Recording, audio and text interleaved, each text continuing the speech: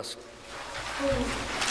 مسئلہ صفات کو دلائل کے ساتھ سمجھنے کے لیے مندرجہ ذیل کتابوں کا مطالعہ نہایت مفید ہے۔ اگر ان کتابوں تک آپ کی رسائی ہو، مطالعہ فرما سکے تو کریں، لیکن اس مطالعے سے پہلے اپنی فائل اور اپنے عقیدے کو ذہن میں رکھنا، پھر ان بڑی کتابوں کا مطالعہ کرنا۔ نمبر 1 کتاب الاسماء والصفات امام بیہقی، دفع و شبہ التشبیہ امام ابن جوزی، ایضاح الدلیل بدر الدین ابن جماعہ، المسامرہ مع المسایرہ ابن الحمام، اشارات المرام امام بیاضی، شرح المقاصد علامہ سعد الدین تفتازانی، شرح مواقف میر سید شریف جرجانی، اتحاف الکائنات شیخ محمود سبکی، مقالات الکوثری شیخ زاہد الکوثری، اساس التقدیس امام فخر الدین رازی، تمہید الفرش فی تحدید العرش مولانا محمد اشرف علی تھانوی رحمۃ اللہ علیہ۔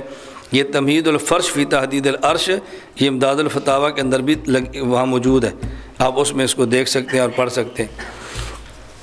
بس ایک بات آپ ذہن نشین فرما لیں مستقل ہمیشہ کے لیے، یہ اچھی طرح بات سمجھ لیں، جب بھی آپ نے کسی مسئلہ پر تحقیق کرنی ہو، یہ اچھی طرح اصول نوٹ فرما لیں، ذہن میں بنا لیں، جب بھی کسی مسئلہ پر یا کسی عقیدے پر تحقیق کرنی ہو تو اس میں سب سے پہلے اپنے اکابر علماء اہل سنت والجماعت احناف دیوبند کا موقف پڑھ لیں اور اس کے بعد اس پہ گفتگو اور تحقیقات شروع فرمائیں۔ اگر اپنے اکابر کا موقف اپنی کسی کتاب میں پڑھے بغیر ڈائریکٹ آپ نے بڑی کتب کا رجوع کیا، تشویش میں مبتلا ہوں گے اور عین ممکن ہے کہ آپ اپنے اصل موقف سے ہٹ جائیں اور بہک جائیں۔ اس لیے پہلے اپنے اکابر کے موقف کو پڑھ لیں، اس کے بعد بڑی کتب کا مطالعہ فرمائیں، اس کے بعد بڑی کتب کا مطالعہ فرمائیں۔ اگر کسی بڑی کتاب میں کوئی موقف، کوئی دلیل، کوئی وضاحت اپنے اکابر کے موقف کے خلاف آئے، اکابر کا موقف نہ چھوڑیں، اس بڑی کتاب کو چھوڑ دیں۔ اگر الجھن پیدا ہو کہ نہیں یار ہمارے بزرگ نے یہ لکھا اور فلاں نے یہ لکھا تھا، اس میں تطبیق نہیں ہو رہی، تو پھر کسی صاحب علم سے پوچھ لیں۔ آج خود فیصلہ کر کے نہ اکابر کو چھوڑیں اور نہ بڑوں کے خلاف بولنا شروع کریں۔ ہمارے یہ بہت بڑا المیہ ہے کہ جب کوئی ساتھی تحقیق کرتا ہے اور بڑی بڑی کتب کا مطالعہ کرتا ہے اور پھر وہ باتیں اس کو اپنے اکابر کے خلاف نظر آتی ہیں تو وہ اپنے یا اکابر کو چھوڑتا ہے اور یا اکابر کا ساتھ دیتے ہوئے ان بڑوں کے خلاف بولنا شروع کرتا ہے۔ اس سے بچنا نہایت ضروری ہے، اس سے بچنا نہایت ضروری ہے، اس کا بہرحال بہت زیادہ خیال فرمائیں۔ اپنی فہم کا قصور گلنیاں کریں اور اپنے اکابر کو یا بڑوں کو برا بھلا کہنے سے بہت زیادہ احتراز کیا کریں۔ اس پر میں ایک مثال دے دیتا ہوں۔ حضرت مولانا یوسف الدھیانوی شہید رحمۃ اللہ علیہ نے آپ کے مسائل ان کا حل 10ویں جلد میں ایک حدیث پیش فرمائی ہے۔ رسول اللہ صلی اللہ علیہ وسلم نے فرمایا ما من احد یسلم علی الا رد اللہ علی روحی فارد علیہ السلام، جب کوئی شخص میرے اوپر سلام پڑھے اللہ میری روح کو لوٹاتے ہیں اور میں سلام کا جواب دیتا ہوں۔ حضرت فرماتے اس حدیث پر اشکال یہ ہے، اگر اس حدیث کو مان لیا جائے تو عقلی اعتراض کہ 24 گھنٹوں میں کوئی ایک سیکنڈ بھی ایسا نہیں گزرتا کہ جب رسول اللہ پر کوئی بندہ سلام نہ بھیجے۔ تو اگر اس حدیث کو مان لیا جائے تو اس کا معنی یہ ہے رسول اللہ صلی اللہ علیہ وسلم کے جذب عطر سے روح نکلتی ہے، سلام آتا ہے پھر واپس آتی ہے، پھر روح نکلتی ہے، پھر واپس آتی ہے، پھر نکلتی ہے، پھر کیوں؟ حضور خود فرما رہے ہیں نا کہ جب کوئی سلام پڑھے تو اللہ میری روح کو لوٹا دیتے ہیں اور میں اس کا جواب دیتا ہوں۔ تو ایک سیکنڈ بھی ایسا نہیں گزرتا کوئی بندہ سلام نہ پڑھے، تو بار بار روح کا نکلنا اور لوٹانا یہ راحت نہیں، حضور کے لیے ایذا کا سبب ہے۔ اس لیے اس حدیث پر عقلی اعتراض ہے اور لوگ اس حدیث کو ماننے کے لیے تیار نہیں ہوتے۔ حضرت فرماتے تھے اس حدیث کے علامہ سیوطی رحمۃ اللہ علیہ نے غالباً 11 جواب دیے۔ اب جملہ دیکھیں، فرمایا 11 جواب دیے ہیں اور ان میں سے کوئی ایک جواب بھی میرے دل کو نہیں لگا۔ اب اگلا جملہ فرماتے ہیں علامہ سیوطی نے 11 جواب دیے ہیں اور ایک جواب بھی میرے دل کو نہیں لگا، ہاں بلکہ صحیح بات یوں کہنی چاہیے کہ ان میں سے کوئی ایک جواب بھی ایسا نہیں جو مجھے سمجھ آیا ہو۔ اس قسم کا جملہ فرمایا اور علامہ سیوطی کی رعایت فرما کے اپنی بات فرما دی۔ اس لیے بہتر یہ کہ یہ جواب دیا جائے۔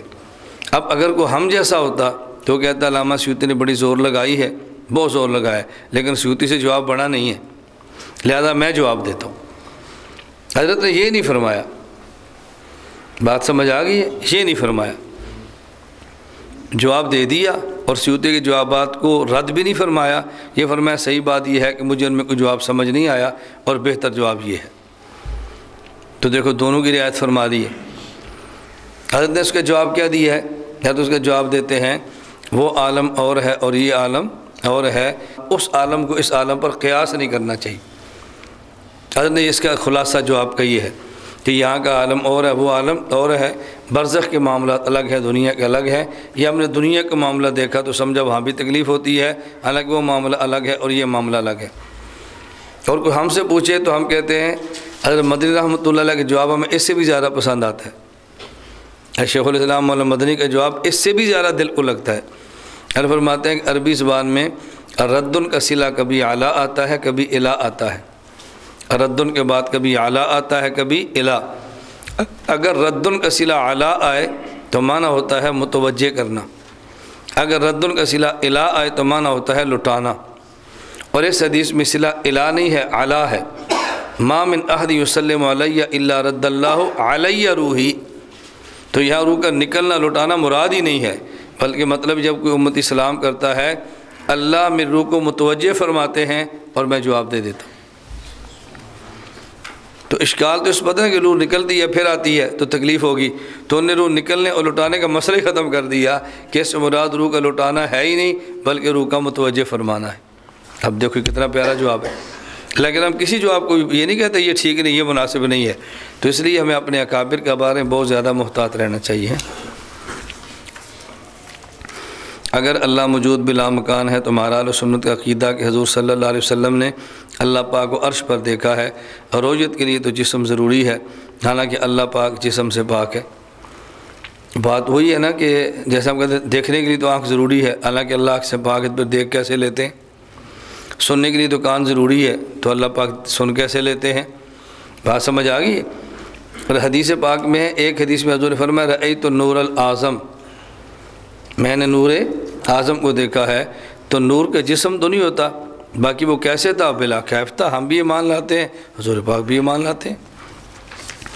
دوسری بات خرق عادت کسے کہتے ہیں؟ خرق عادت اسے کہتے ہیں جو عادت سے ماورا ہو، عادت کے خلاف نہیں، عادت کے بعض چیزیں روٹین کی ہوتی ہیں، بعض روٹین سے ہٹ کر ہوتی ہیں، اللہ کی قدرت کے تحت ہوتی ہیں، اسے خرق عادت کہتے ہیں۔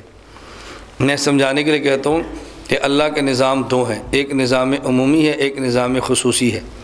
نظام عمومی کا نام قانون ہے، نظام خصوصی کا نام قدرت ہے، وہی خرق عادت ہوتی ہے۔ نظام عمومی کیا ہے کہ مرد اور عورت ملتے ہیں تو اسے بچہ پیدا ہوتا ہے، اور نظام خصوصی کیا ہے؟ آدم علیہ السلام کو بغیر ماں باپ کے وجود دیا، حضرت حوا کو بغیر ماں کے وجود دیا، ایسی ہے، اور عیسیٰ علیہ السلام کو بغیر باپ کے وجود دیا۔ اسے کہیں گے نظام خصوصی، اس کا نام قدرت ہے، اسے خرق عادت کہتے ہیں جو روٹین سے ہٹ کر ہے۔ خرق کا معنی ہوتا ہے پھاڑنا، عادت سے ہٹ کر ہے۔ عام نظام کیا ہے کہ جب آپ آگ لگاؤ گے تو جلا دے گی، اور نظام خصوصی کیا ہے؟ ابراہیم علیہ السلام موجود ہیں اور آگ نے جلایا نہیں ہے، یہ قدرت اور خرق عادت ہے۔ تو اگر آپ یہ سمجھ لو قانون اور قدرت میں فرق کیا ہوتا ہے تو آپ کو اور آسانی رہ جائے گی۔ اللہ کے نظام دو قسم کے، ایک نظام عمومی اور ایک نظام عمومی کا نام قانون ہے، نظام خصوصی کا نام قدرت ہے۔ ہم عمومی کے پابند ہیں اور خصوصی پر ایمان لاتے ہیں۔ اللہ پاک جسم سے پاک ہے تو وحدت الوجود کا کیا مطلب ہوگا؟ جب وحدت الوجود پڑھائیں گے نا مطلب تو پھر یہ آپ کو سمجھ آنا ہے، لیکن اتنا ذہن میں رکھ لیں کہ وحدت الوجود کا مطلب یہ ہے، وحدت الوجود یہ وحدت مصدر ہے، تو یہاں وحدت الوجود سے مراد ہے کہ ما بہ الوجود، کیا کہتے ہیں؟ ما بہ الوجود۔ تو ما بہ الوجود کتنے ہیں؟ ایک ہے یا کئی ہیں؟